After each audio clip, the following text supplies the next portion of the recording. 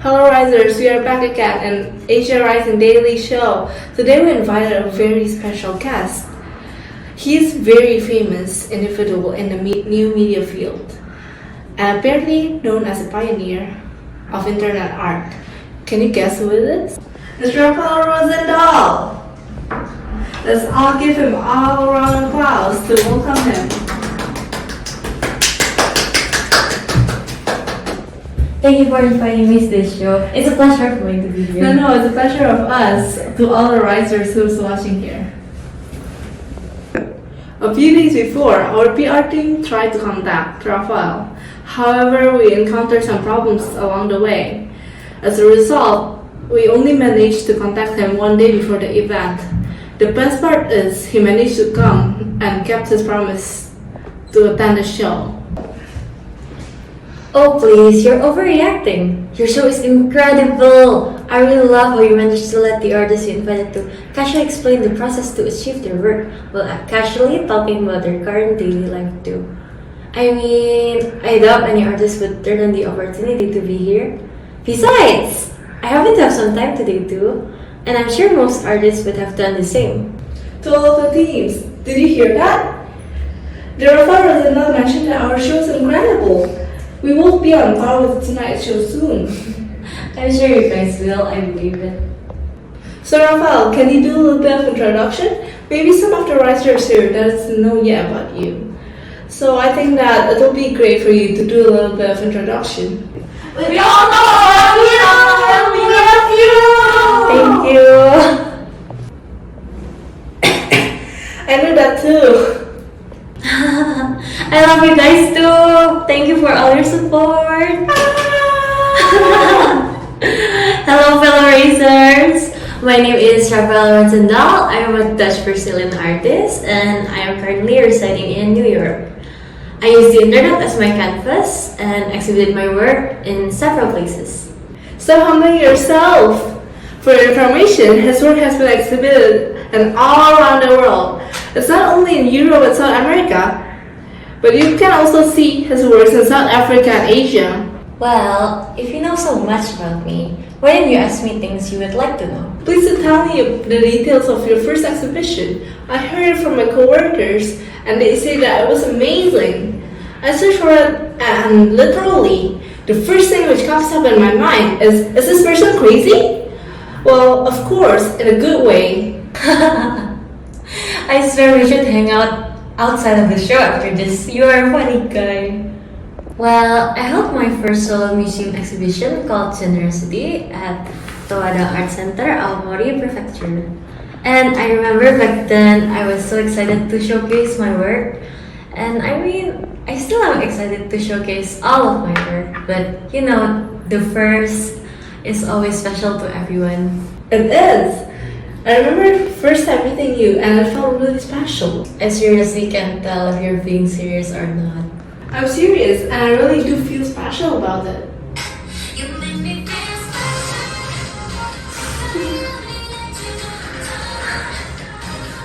That's how special I feel about it. So why do you choose Towada Art Center as the first place to showcase your exhibition? It's because the architecture of the building seems like a perfect fit for my work. I tend to work in systems, different groups of work based on different rules, and I often explore my creativity and limitations like websites, haiku, interaction, and textile. All of these are rule-based environments, and the architecture of Towada Art Center seems to express this idea in the way visitors flow from room to room through bright corridors. The building seems like different parts of a brain, different thoughts connected, but also worlds on their own. So I end up choosing this place to hold my first exhibition. Your first exhibition takes place in 2018. It's been about 5 years since then. Time flies fast. It felt like only yesterday that I held my first exhibition. Up until now, did you have any artworks that you're most proud of? Like every other artist, yes, of course I do. It's one of my recent work called Screen Time. Sounds like a horror to me. Same! I still cannot fathom like the pure speechlessness I always experience whenever I've learned about the time I put in my electronic devices. Right? This work compromises my two other ongoing series of works called Into Time. It is a series of lenticular paintings and abstract prosing, like a series of tapestries. So both Into Time and abstract browsing are explorations into the nature of time in its various forms. So the first is landscapes. We both often encounter it in our contemporary society. It is seen through like the window of the screen on our electronic devices and rather than an actual window in space. So in the context of the history of humans and landscape, we have shifted from the time when people look out into the world through physical windows to a different version. So instead of a physical window, let's say our families are gathered around the television, then we will see the window through the television to watch movie images. And now, in this present moment, we have grown accustomed to spending our time on the individual scenes of our personal devices, like consuming our favorite content when and where we please. So, as the title of this exhibition says, screen time evokes the expanse of time in which the continuum of visual culture is developing. Now that I heard from you myself, screen time is really different. In a good or bad way? Certainly in a good way. As someone who has been long in the industry, do you have any highlights of your career that you think is memorable? I mean, I wouldn't call it the most memorable, but I think it's worth mentioning and sharing with everyone. So guys, one of the most memorable times for me throughout my career is when I became a jury in the CAF, or as in Contemporary Art Foundation Award in 2019 to 2022. So I could see a lot of my potential work during that time actually. So Rafael, we prepared several questions from fans on Twitter. Would you like to see it? I would love to. I'm actually curious about the questions they asked me. Don't worry, it's nothing too weird or anything. The first question is from I Love Rafael for Life. The user of the Twitter seemed to be a hardcore fan of yours. Then asked, what do you think of Possession? Oh my god. First of all, thank you for all of your love. So to answer your question, well, I personally don't understand the impulse to like own art. I mean, I love the empty spaces and being in it.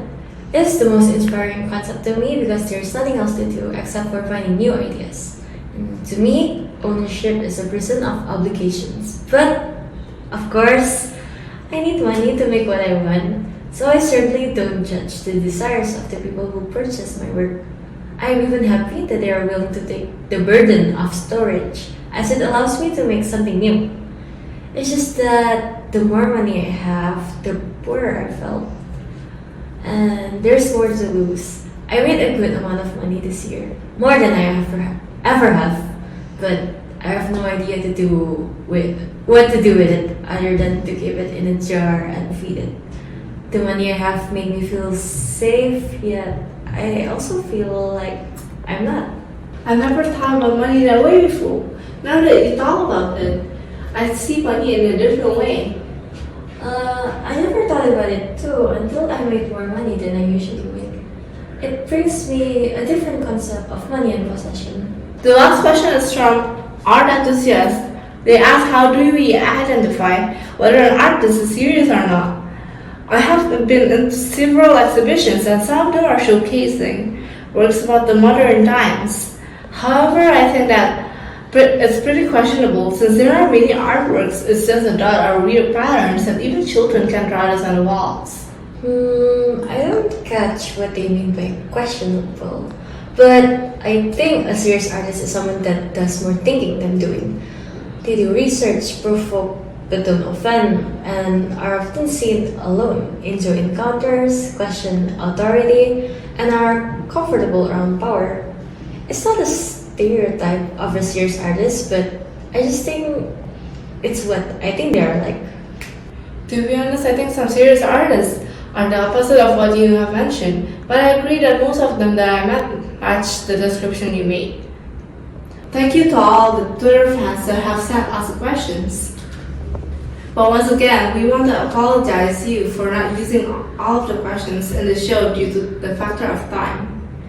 But we will send Rafael your questions in exchange. And Rafael, we want to thank you once again for attending the show and freeing your time. To all listeners attending or watching the show now, you can observe more of our artwork in upcoming exhibition. It's called Artistic Experiments in the Age of Hyper-Technological Reproduction. It explores the changes NFT will make in the concept of art and the art industry. It took place at Gaire, Shibuyaku, Tokyo, Japan from March 24, 2023 to May 21, 2023.